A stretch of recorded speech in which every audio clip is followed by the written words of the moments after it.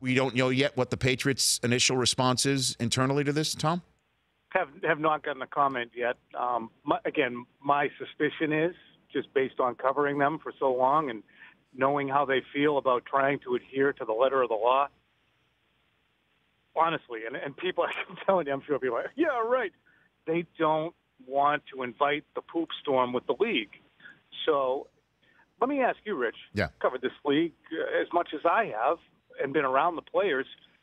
Where does personal responsibility begin? I know that and I'm driving right now, if I hit the brakes and go through the windshield and I wasn't wearing a seatbelt, that'd be on me. It wouldn't be on the state.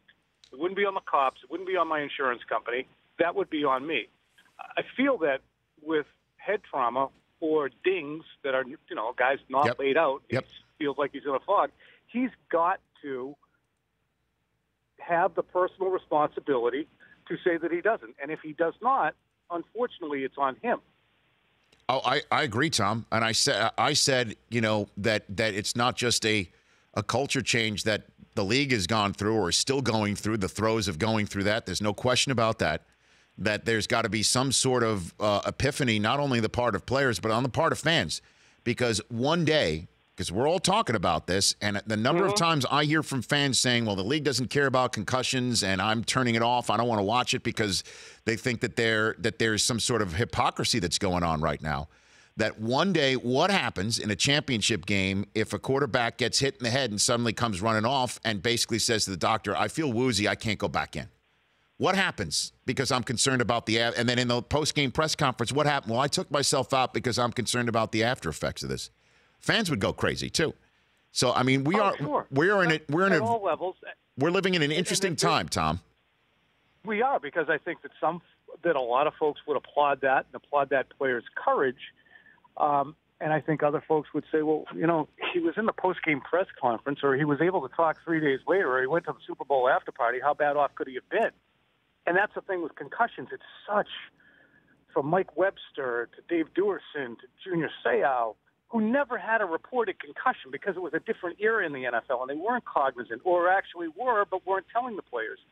Now it's different, and I think that we can't, I'm not a neurologist, obviously, but I know that players, no one wants to hear about levels of concussion. A concussion is a concussion is a concussion. Well, I think there are levels of concussions based upon my layman's observations where players can play and they're not going to perhaps suffer CTE.